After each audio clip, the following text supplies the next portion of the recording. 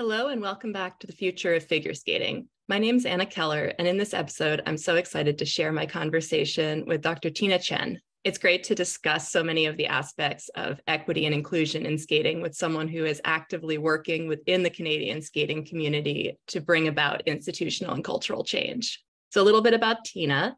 Tina Chen has been named one of Canada's 100 most powerful women. She is a distinguished professor of history at the University of Manitoba, and her teaching and research interests are in the areas of modern Chinese history, anti-colonial solidarity movements, feminist and socialist projects for social justice, and histories of race and anti-racism.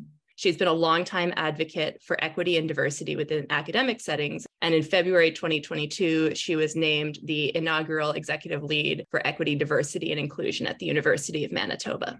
In the skating world, Tina is currently a coach with Skate Winnipeg. As a skater, she was a three-time competitor at Canadian Championships in pairs in the novice level and dance at the junior level, and was the Ontario Intercollegiate Champion with the University of Toronto varsity skating team. She's also the mom of two skaters, so she has really seen the skating world from every angle. Recently, she's been combining her experience advocating for equity with her figure skating experience. She is active in the Figure Skating Diversity and Inclusion Alliance and is also a member of the Skate Canada Equity, Diversity, Inclusion, and Accessibility Committee. I first met Tina through my Paris partner, Erica Rand, who, as herself an academic studying gender and figure skating, has overlapping interests with Tina. Erica and I had the amazing experience of training in Winnipeg last spring with Tina and Paris coach Kevin Daw. Working with Tina and Kevin not only improved our skating, it also boosted my confidence as a non-binary skater training in a gender non-conforming pair. I'm so happy Tina agreed to come onto the podcast and share some of her knowledge with us.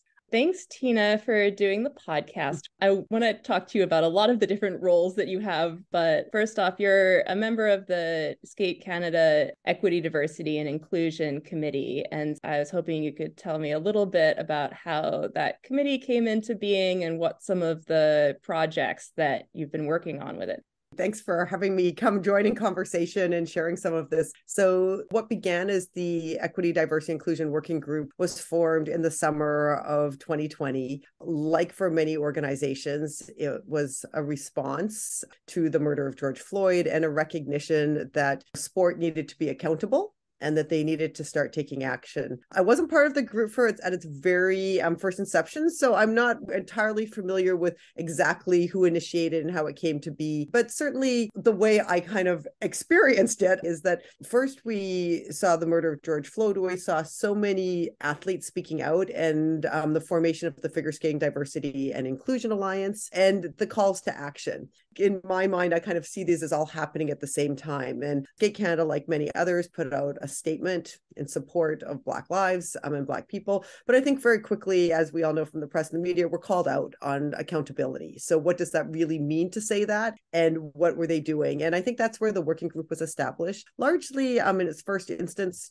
former athletes, people within the Skate Canada organization. And then through a sort of connections, and particularly because I'd been reaching out with FSDIA, I was invited to an early meeting because I do work in other contexts on anti-racism, on equity, and really started talking about what it would mean to organize a committee and work in certain ways. For me, this is a really memorable moment because it was one of the first times that I had spoken about what were community-based political commitments that I do in other parts of my work. So my job as a university professor, my community activism in Asian communities, on anti-racism, that I usually keep quite separate from what I do in the skating world. And so it was one of these places where I kind of went in and I was like, well, this is my role. And I think a heightened awareness of what's at stake if you don't speak about racism, foregrounding what it would mean to have equity-based approaches, what social justice means as both an approach, but a commitment and a critique of performative politics. I think that's kind of what I brought forward and was like,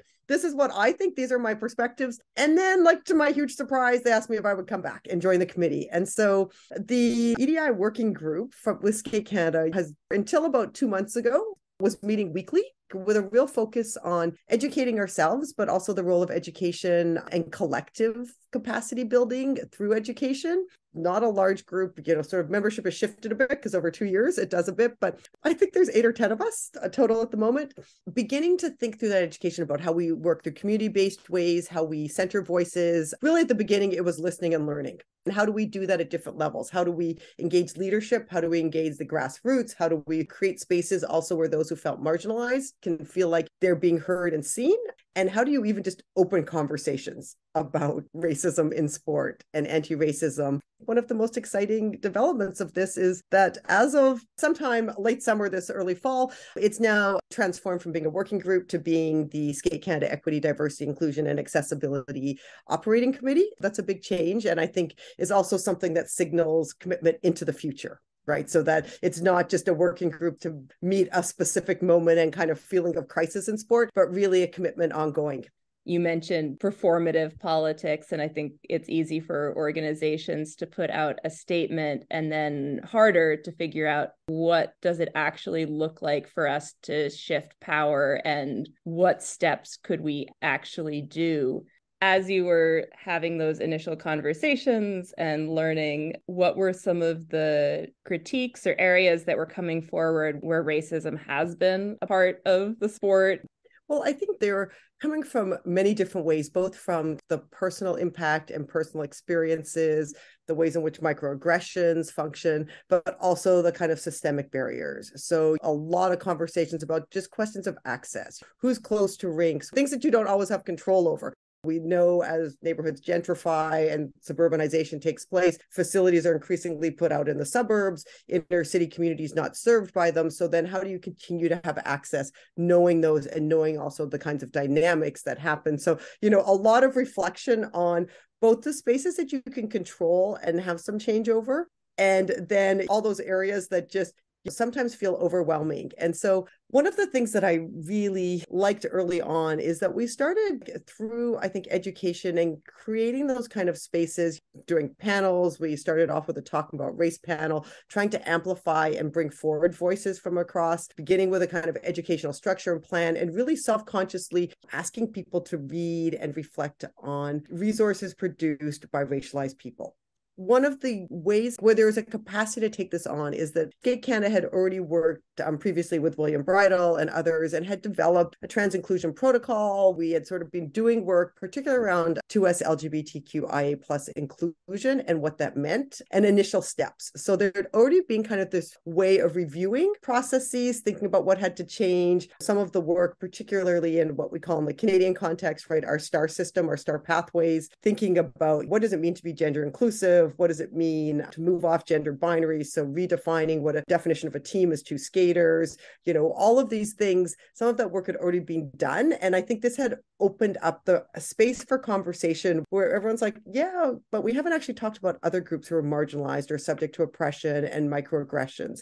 And so when we start thinking about safety and in that realm, and when the working group was established, we were also well into the long process of the revised safe sport training module, the kinds of process for independent reporting of incidents. So that had already been ongoing. And so these kind of are coming together at the right time. So as we moved into final stages, I felt like there was also an opening to say, let's think about all the different ways in which oppressions exist, and recognizing both individual impact, but also that the systemic change needs to be done. And it was exciting because that way we can put forward things that sometimes were just about what would make it better for individuals in that specific moment, and then also what bigger changes are necessary. And we felt like we could move back and forth a little bit and come up with projects and think about different levels. And that sustained us, right? Because otherwise it seems way too big. And you're like, how am I going to do this? Like, how is anyone going to do this work?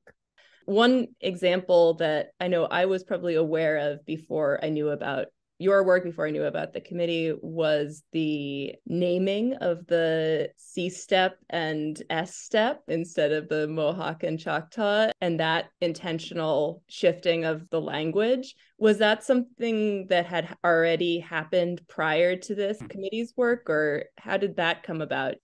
It had already been a discussion. My recollection is we were having a discussion at one meeting, and I think I said something like, well, something's got to be done about this, particularly within the Canadian context, thinking about truth and reconciliation, thinking about what does it mean to meaningfully engage with Indigenous communities, center voices. And people are like, oh, that's in the works, and it's an active conversation already. And I think that's where certainly what was then the EDI working group was able to kind of contribute and think about its importance as a first step in decolonizing language.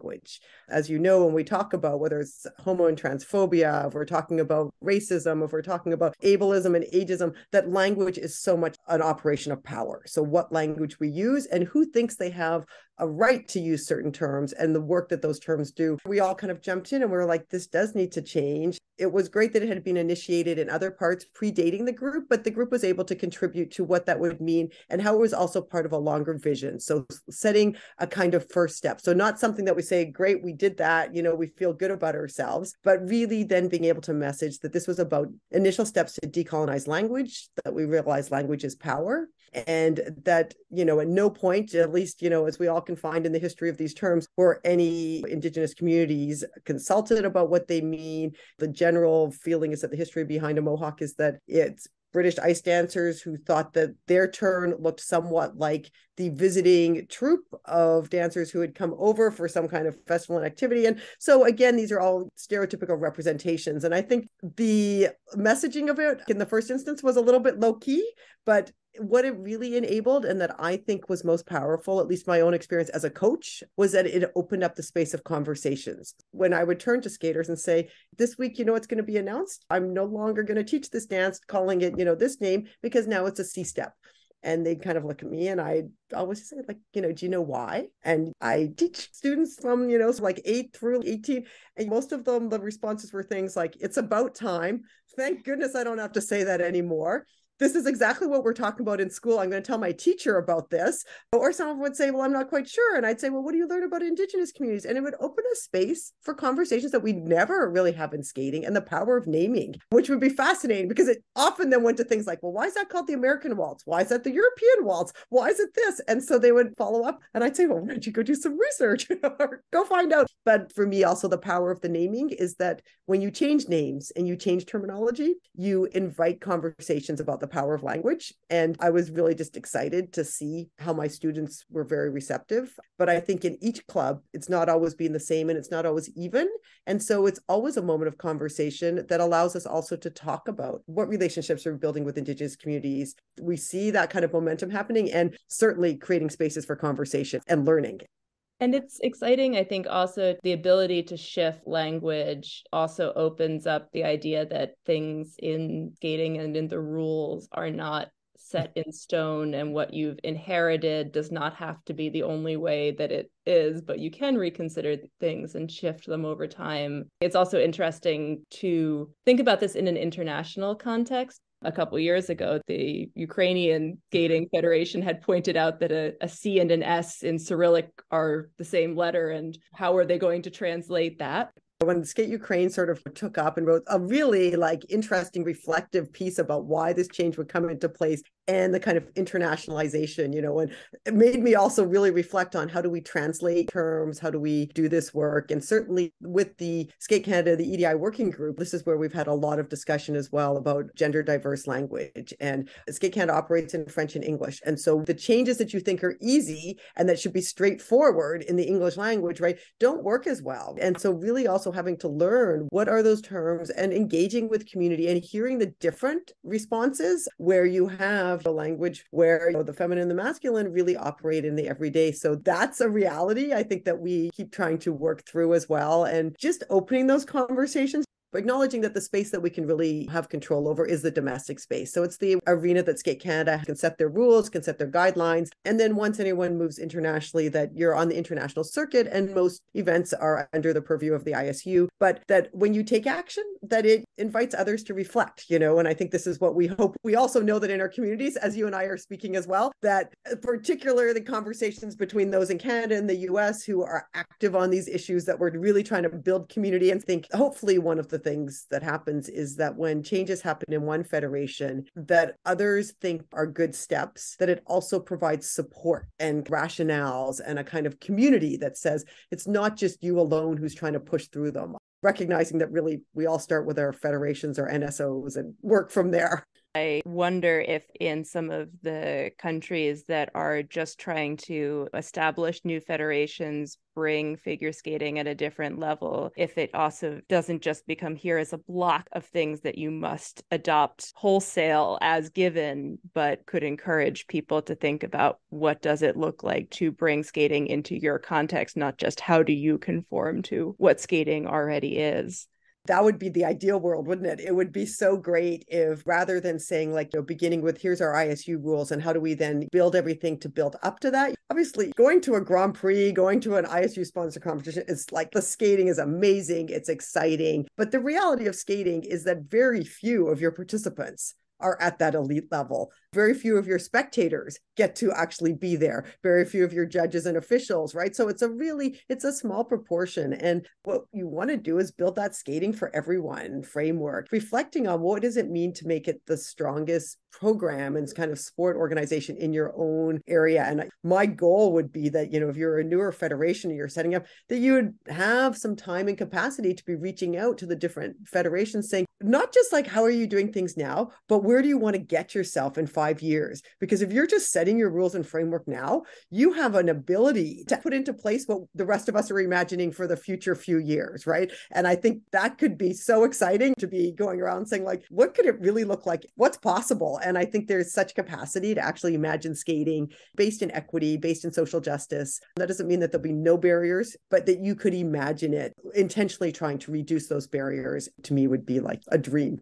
You mentioned earlier some of the work that has been going on around gender inclusion, and that's in some ways how we got connected, because having a gender nonconforming pair and looking to figure out how we could get support, realizing that Canada was already further ahead in that regard. And I'm going to try not to do the thing as an American of being like, well, Canada, they just have everything figured out, as if you don't have your own issues too. But in so many of these ways, this is where Skate Canada is a few steps ahead. Could you summarize what inclusion for trans skaters looks like, or the ability to have pairs that are skaters of any gender? So one, things like synchro skating, everything just names the number of skaters. So really trying to move away from identifying gender, particularly moving away from specifying a gender binary where possible. So for synchro skating, however many skaters, 16 skaters, so that there allows, I think, space on team to create the teams and for everyone to belong in the teams without having to name their gender. There's been some, in the last year, or actually a few months, I guess, some really nice changes. I was just signing up as a volunteer for Skate Canada Challenge. And so work to also recognize the kind of microaggressions that can be present in filling out forms. So, new registration forms that are asking for pronouns. Skating is a gendered sport, but some of the sections and are moving towards, and we're trying to kind of encourage wider implementation that, when you're filling out your registration for a competition in the STAR system or even the competitive stream, or the gender question comes up, it says gender. And right now the forms really only allow for male, female, non-binary.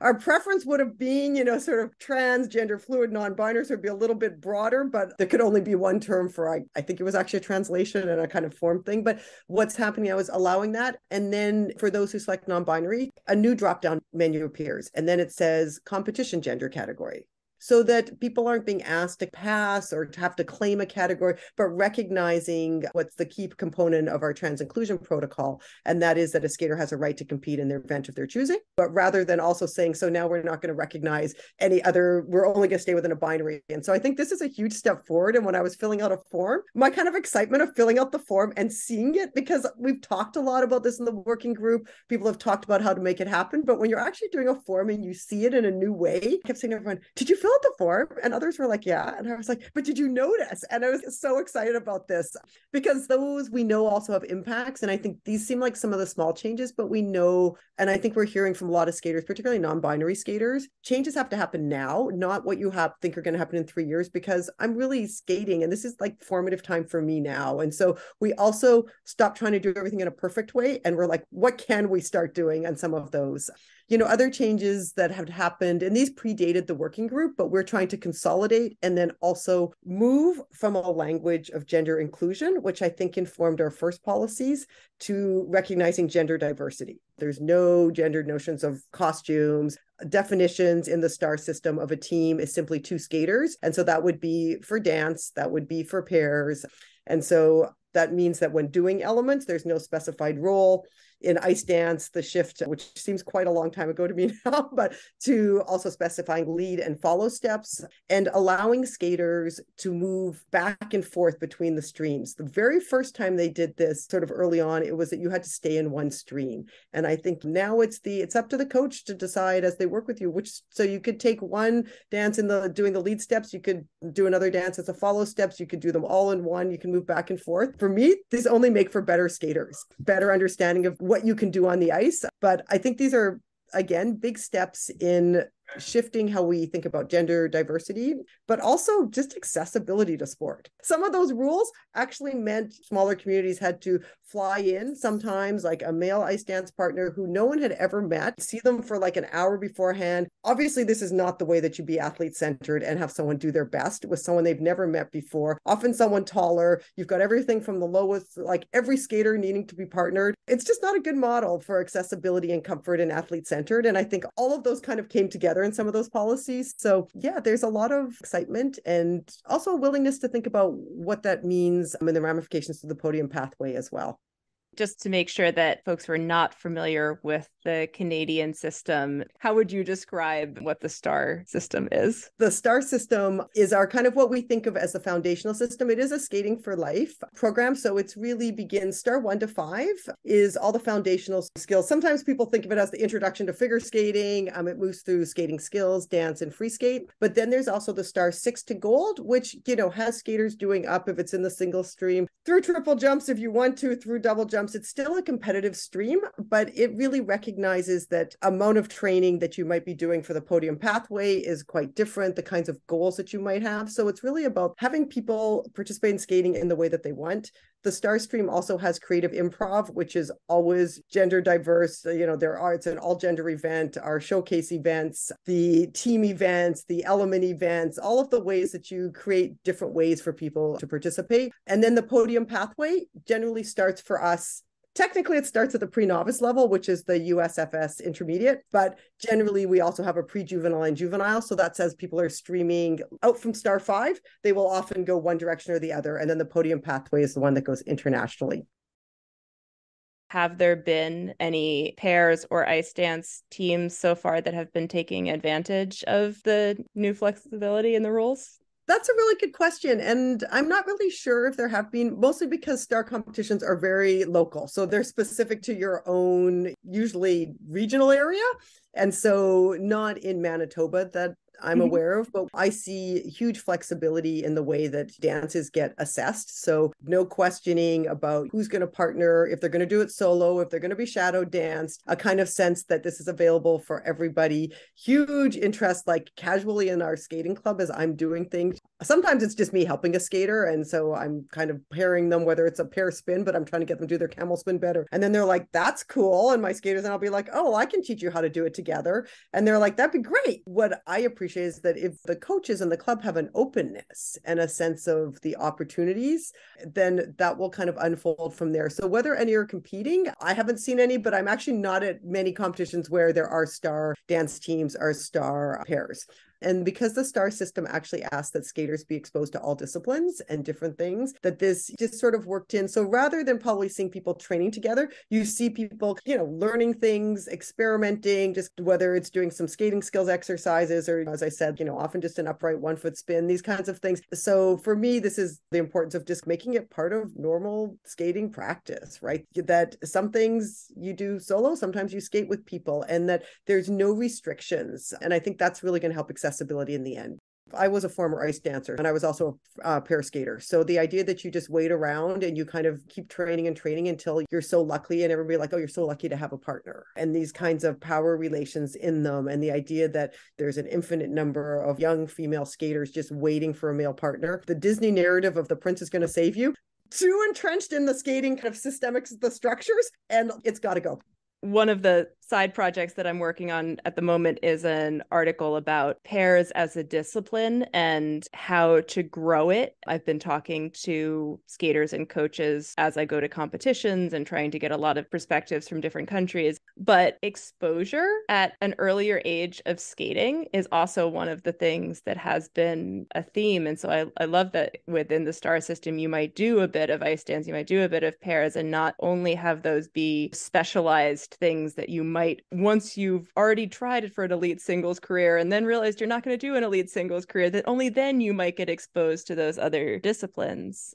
So, as a coach, if I'm doing a skating skills exercise or group skills, I often will ask people to shadow skate, sometimes skate in formations of 4, because I think this is also a way to expose people to synchro skating, to think about what is it to skate with somebody else? What is it to be matching, to think about unison? But it generally makes them do it better because they're much more conscious of their own movement. They're conscious of somebody else. It's a basic coaching technique of someone who's doing something really well. You put someone who's kind of working towards that, whose body isn't quite moving the same way, and they start to mirror each other, right? And so this is just a way of getting that moving together. There's times where they're like, oh, I'm really tired. And then you're like, cool, let's do some side-by-side jumps, and all of a sudden, like, they're fatigued of, I can't rep this jump anymore, but you tell them they can do it side by side with somebody. It often helps with timing. They're thinking about what other people are doing, but it becomes a way of just being aware. And then it's fun, but it's also different. I grew up as a pair skater where they often used to have people lifting each other outside of your own teams. And so that it wasn't always gender specified, although I would have to say this was the 1980s. So never did they actually have a male skater lift a male skater, but the female skaters, the older female skaters lifting the younger ones was a common thing, right? So one would hope that you would just develop a broader understanding. So it's a little bit more like the modern dance world, that things may appear and have a different impact and effect, but that rules are not specifically always gendered, right? Like there's no reason why anyone can't do a pivot and someone else be in a desperate. I would say the same with a lift or a throw, and that throws are fantastically exciting, right? The fact that you think that only certain people could ever experience that just really takes away from the possibilities in skating. So whether it's just to try them or whether it's really then to begin to train them, but I think an understanding of them is always good. It also seems like, as you were describing the STAR program, that's also such an important part of accessibility and equity. There's this assumption that if you don't start when you're very, very young, you might as well not start. Or you certainly might as well not compete, because otherwise you'll be in competition with little kids. The idea that it's too late really works against anyone who didn't have access or information about it earlier on. So in the STAR 1 to 3, a lot of it is element focused, even in the programs, because you're being assessed to standard. So no one's being assessed against anyone else. So you're all on the same standards. I think this is really important.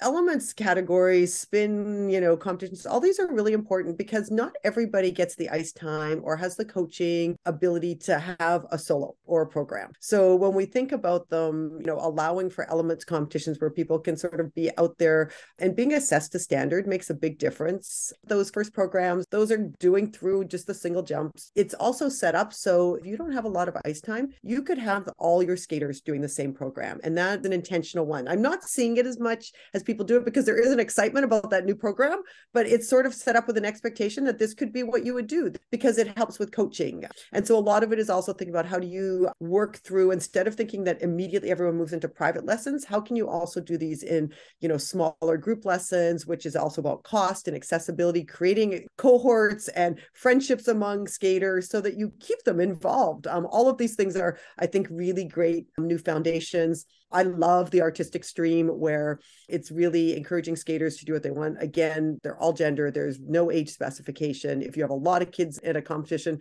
you usually divide them so that people are more or less against their age. But really, it's allowing people to also succeed on their own terms. So they get to define what's meaningful for skating for them. So is it because you love to skate and perform? Is it because you want to jump a lot? I think I didn't say this before, but Skate Canada, for its new strategic plan from 2022 to 26, has skating for everyone as one of the priorities. And this is so exciting for me because it includes all of that, includes more intentional focus on what needs to happen for adult skating, to recognize that adult skating isn't just people who once were skaters and want to come back, but it's also those who are and learn to skate as an adult. It's those who want to be competitive and thinking about adult competition, those who want to actually try out new disciplines in skating that they never had the opportunity opportunity to do before. So it's a really broad range and it requires that broad-based strategy. So for me, the Skating for Everyone is incredibly exciting because it really is the place where we're bringing together, intentional anti-racism. We're thinking about gender diversity in sport. We're thinking about how do we address barriers and systemic exclusions,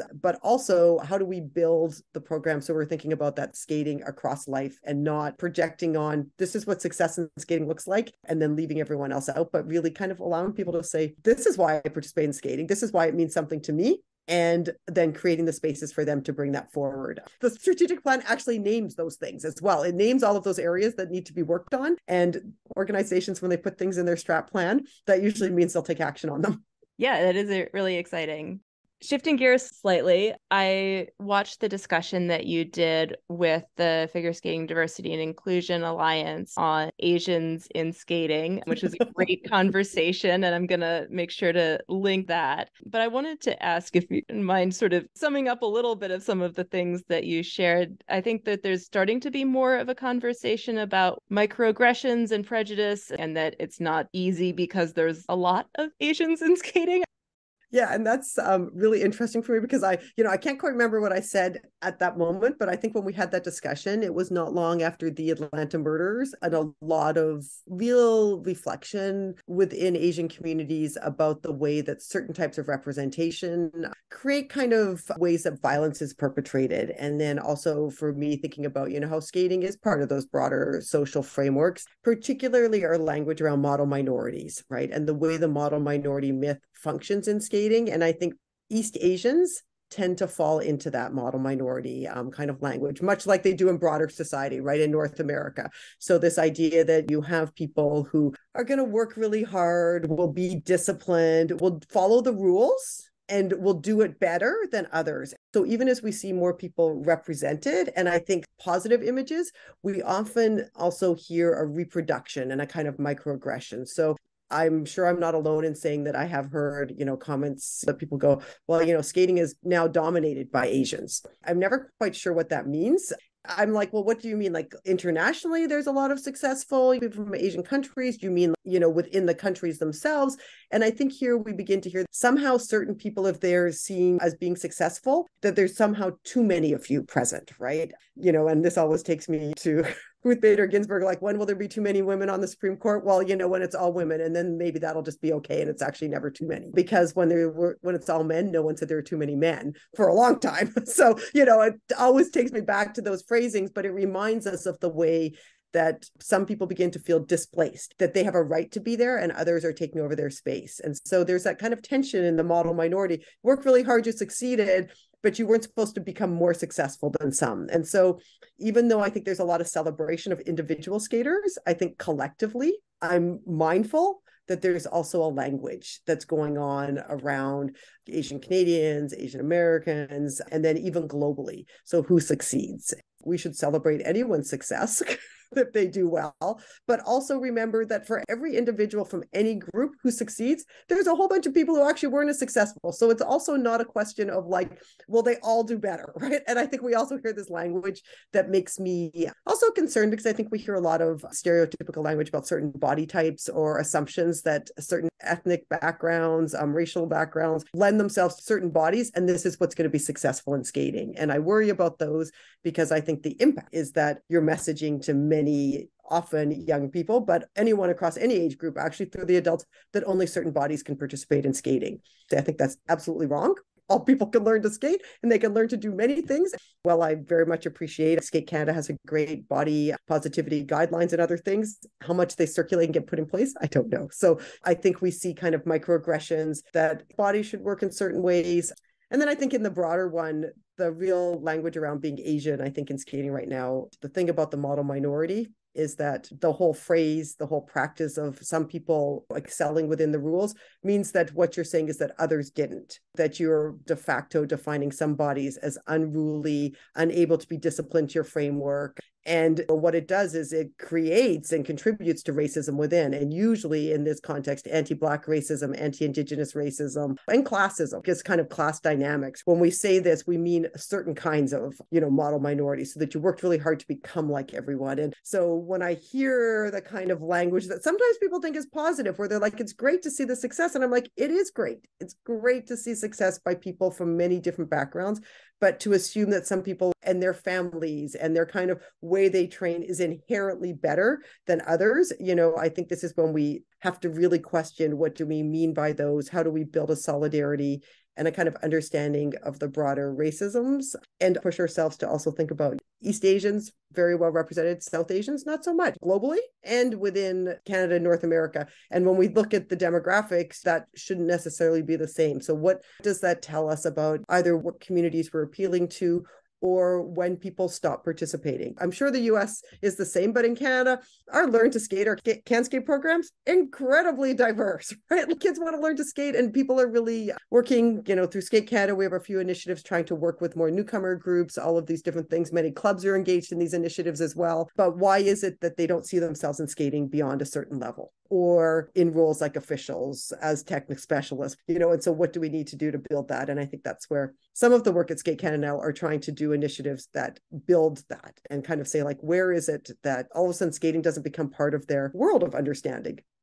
As you're describing that sort of sense of white fear of displacement, or that racial anxiety that is working at sometimes an acknowledged level within those comments, it's something that turns into looking for ways to find flaws, or some of the narrative around Asian skaters not being as expressive. I would have thought, with so many skaters who have been successful and fantastic artists in so many different ways, that we wouldn't be seeing that. And yet, when you listen to the commentaries, there can be that assumption about particularly younger women, that they're not showing their own personality on the ice, or that there's somehow something lacking there with younger Japanese or Korean skaters.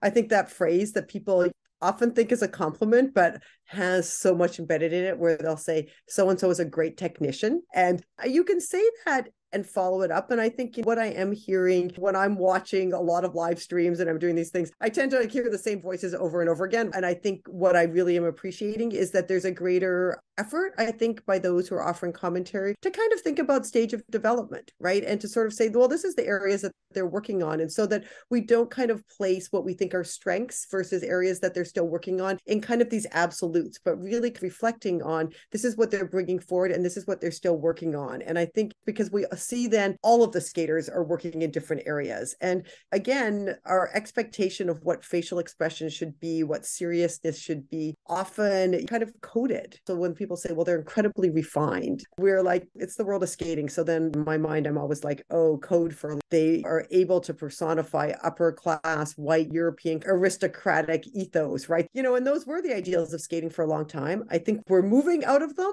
And that isn't to say there isn't a space for that. But I think once we begin to appreciate that skating is about performance, it's creative, everyone's learning to express music in different ways. And there is no kind of inherent better or worse one, right? And this idea, and I like, as more skaters take on different kinds of music, they're willing to explore and move in different ways. I think that will open up some of the aesthetic norms of the sport. And so that also when we look for certain kinds of expression, we don't actually only look for one kind. And I think that's also it, that we fail to appreciate other movements that people want to see.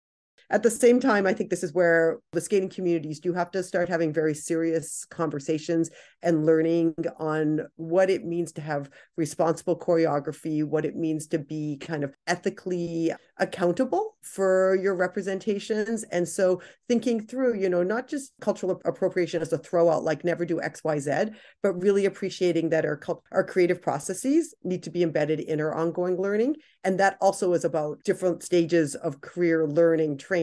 So, for me, the expectations of someone at the international level is much higher than someone who's coming forward early on in their career who's engaging with it. But, my hope is that as we also start talking about what does it mean to be Asian, also what does it mean to represent, say, Asianness or Blackness or any of these things on the ice, and who gets to do it? And more importantly, how do you do it?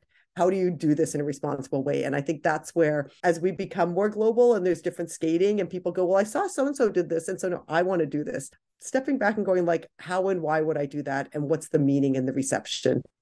One thing that I was inspired by that you shared with me was the story of the Nexus Synchro team and how they worked with Indigenous musician and choreographers to put together their program. Could you share a little bit more about that story too? Yeah.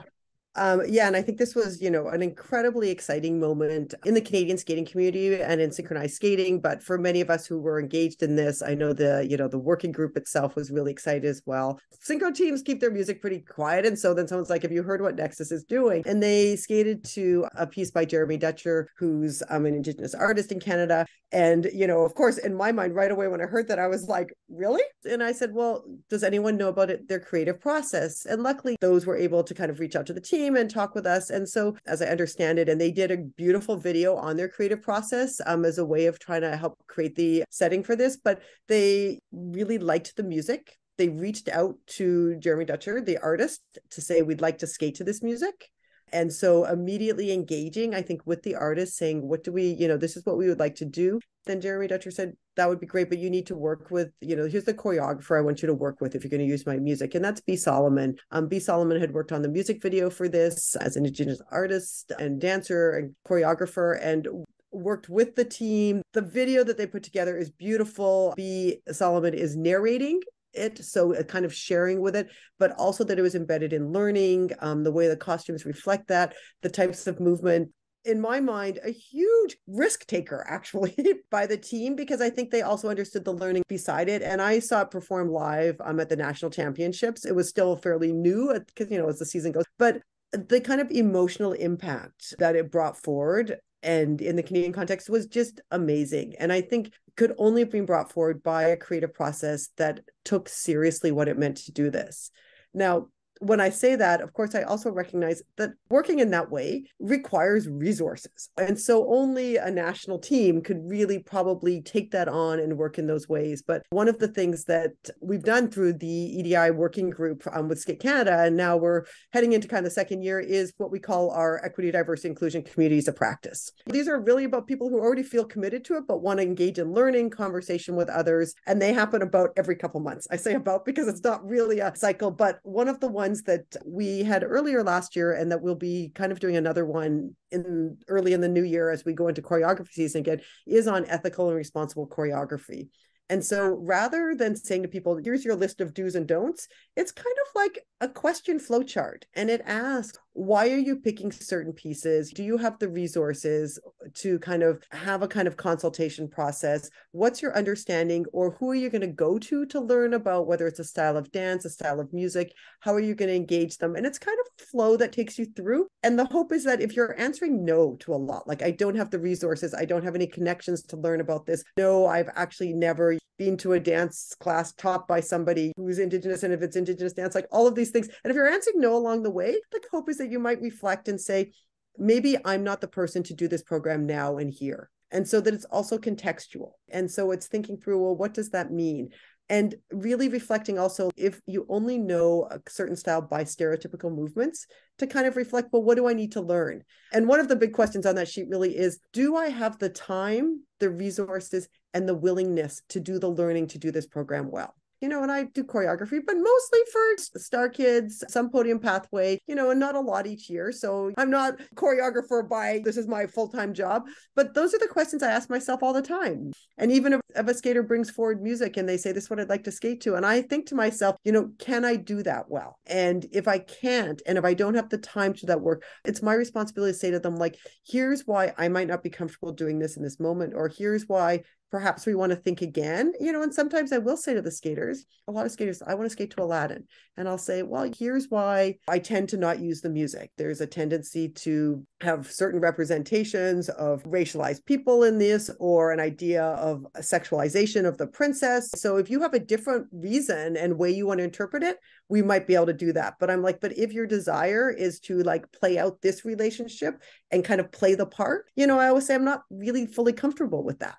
And it's amazing. You can have these conversations with an 8 or 9, 10-year-old, and they'll go, oh, okay, oh, that's nice. And they'll think about it. And then they'll say, oh, well, this is what I love about the song because it's about freedom to be who you want to be. And I'm like, oh, well, that's your message. Like, we can do that. I'm all for those messages, and kind of claiming yourself and your kind of own expression. But I think too often we assume that it has to be done in one way. And so I'm really excited because I think these are new conversations happening, and a lot of people seem wanting to learn, but it does take a lot of reflection and a willingness to say, that's really not for me to do here and now, because I don't have the capacity to do it. And I think that's often hard for us because it requires recognizing our limits as well as the enthusiasm for what we might create.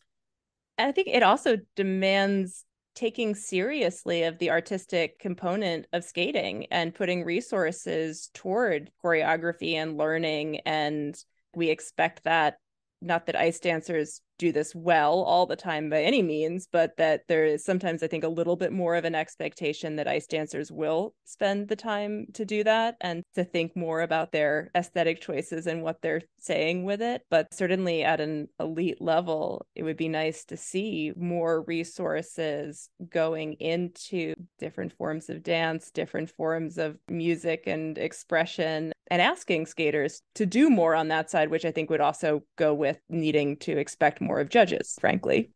Yeah, well, our excitement with the Skate Canada EDI community of practice is that it's open to the whole community, and we actually are seeing a number of officials and judges participating, and certainly encouraging them to participate in these conversations, because I think also what happens here is that internalization by many people, often, people who are in marginalized communities, we learn to present what we think is most acceptable, and so often replay the kinds of very ways of passing or the kind of norms. So it is true that particularly in skating, those from underrepresented groups sometimes are more likely to stay within the norms and the kind of aesthetic norms that they think that need to be there.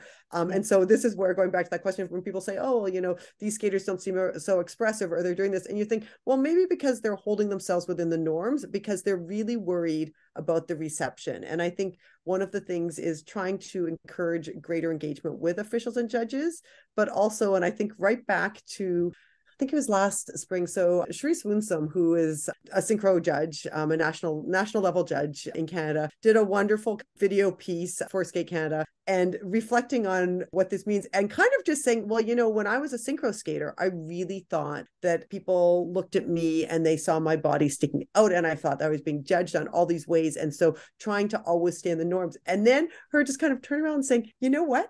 Actually, as a judge, we're not looking for that in synchro. We are actually looking for how well you work as a team, how you're moving through. So we're not actually thinking about the shape of your body, whether you're racialized. She said, my goal is to really bring that message forward, because, we internalize as well what we think are expected. And I think that leads to a lot of the stereotypical movements, the costumes. People think, well, if I'm not dressed this way and don't do these movements, they'll think I don't get this music. And so we often internalize as well the limits to that kind of free and that creative process and expression, that it can be something different and that you don't need to reproduce them. And I think that's the danger of that kind of cycle. And so the more we can include not just the skaters, the choreographers, the coaches, parents as well, because parents have expectations, but the judges and the officials, and kind of a joint conversation of what the process means and how it's responsible, but also opening up that while you might associate a piece of music with a movie or a certain role, that's not the only way to interpret it. And that we have to be open to those different ways. And then if someone chooses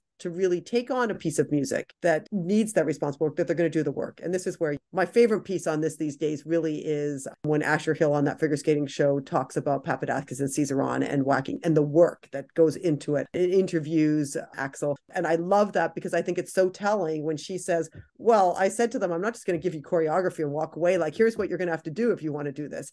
And it's so powerful because I think that's what we also have to realize is that certain forms of movement, we have an ethical responsibility to do that work if we want to do it. And so when she just kind of calls it out, it's like my favorite line. I feel like I could put it on repeat over and over again and just keep playing it.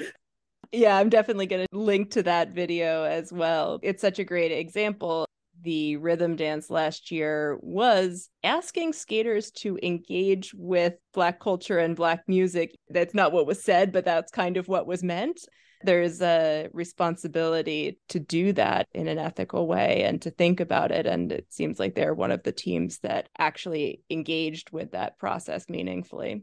Yeah, I mean, the whole urban dance, street dance, which they've called it different things at different times. It's, to me, as fascinating. I think it's because when you got to the kind of parentheses of what was possible under that, it's a huge range. But when it's everything from R&B, jive, blues to hip hop, all of these. So, these are coded African-American Black music. I actually thought there were less major, really offensive ones that I was expecting. And I think that actually just also tells us how over time and historically, many of those music forms have been kind of whitened as well. So that I noticed there was a lot of people moving towards more kind of safe ones. So thinking about the blues, thinking about the jive, right? But we know if we think back to this, and we add in, obviously tap dance wasn't one of the, but we add in certain dances, we know what the histories are and how they come to be, but also how they create a comfort space in white cultures. And I found the whole thing fascinating because when people went to go safe, I like to interpret it as we're aware of the places where there might be missteps. And so in their safety, did not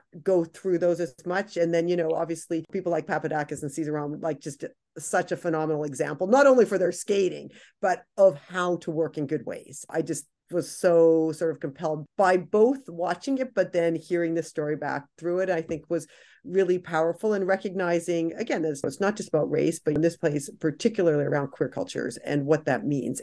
And that they were willing to speak about it. So thrilled to have someone like Asher bringing this forward. So again, thinking that, certain people's cultures are appropriated more than others, and that somehow people think they're free to do it either for humor or other things. So this is where cross-dressing on the ice, all of these things where people think it's entertainment, and you're like, it's not entertainment. It's people's lives. And when you think it's only there for certain ways. And so that really bringing back this question of impact and why you want to do it. So, I always say to people, if you want to do a number where you're cross-dressing because you want to show the power of skating to explore different gender identities and to be able to move beyond the one that society keeps telling you to perform, then I'm all for it. If you want to do it because you think it's going to get some laughs from the crowd, then absolutely not. And it's really interesting because I said it could look quite similar in its end product, but the why and how you went about doing it is key, and you have to be accountable for that.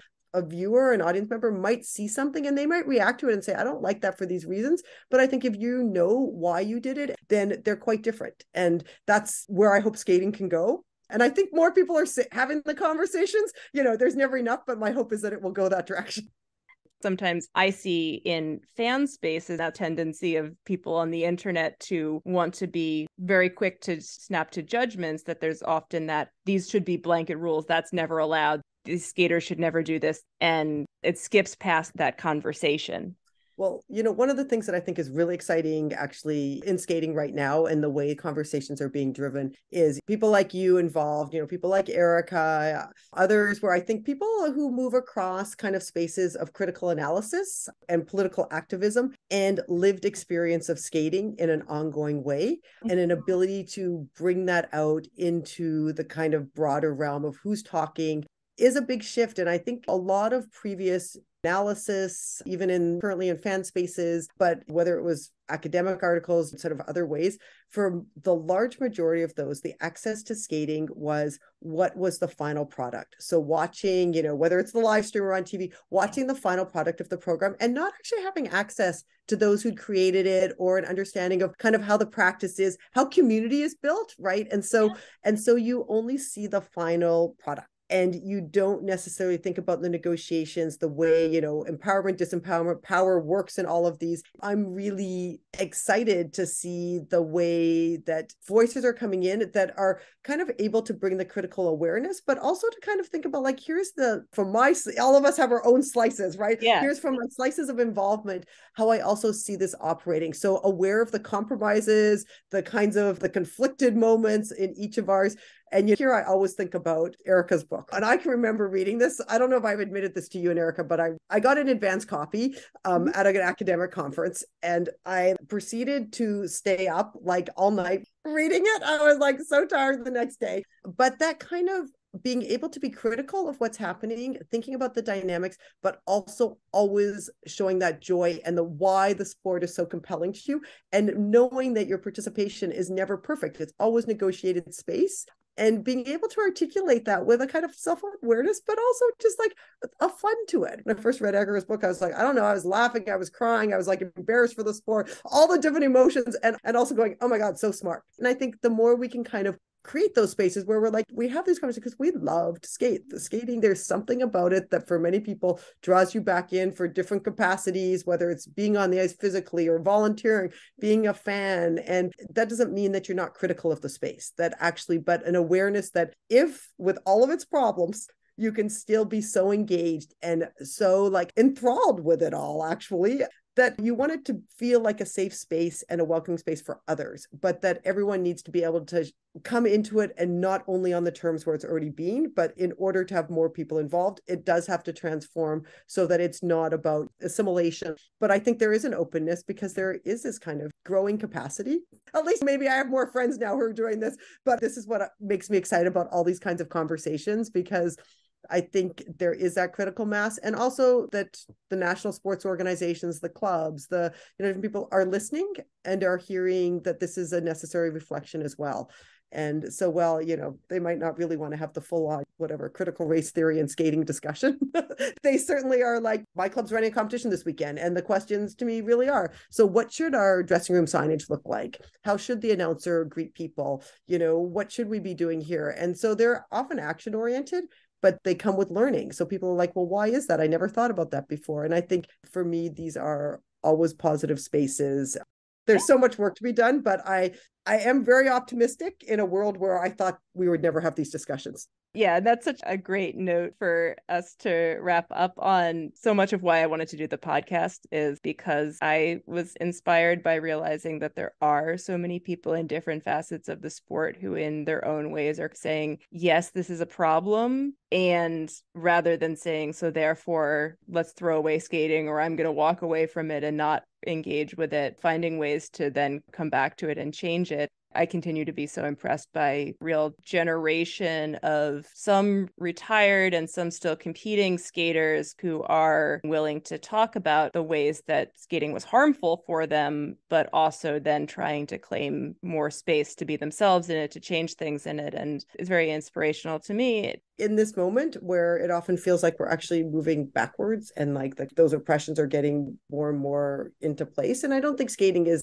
outside of those, right? Not everyone was happy that we're having these discussions. But one of the things that motivates me is, even though my experience in skating, there are times that I can point out and go, this is where I can see microaggressions operate, but it was a pretty positive experience. Like, I rarely stepped away. And when I did, it was less about trauma and more about like, this is somewhere else in my life. But what's our responsibility for those who've been able to kind of live in this world and, in many ways thrive in this world? What's the responsibility to others? And that's kind of one of the things that I bring forward in different parts of my life as I kind of get situated. And I kind of think, well, once you're in a position where you have privilege and time, that making this a space and transforming it, and even when it's on that individual level of just someone comes to the club and you're like, I can make this a better space for you, because I can say that these are conversations I'm part of. And I think that makes a big difference, rather than we don't talk about gender, race, sexuality. We don't talk about these things in skating because skating just is.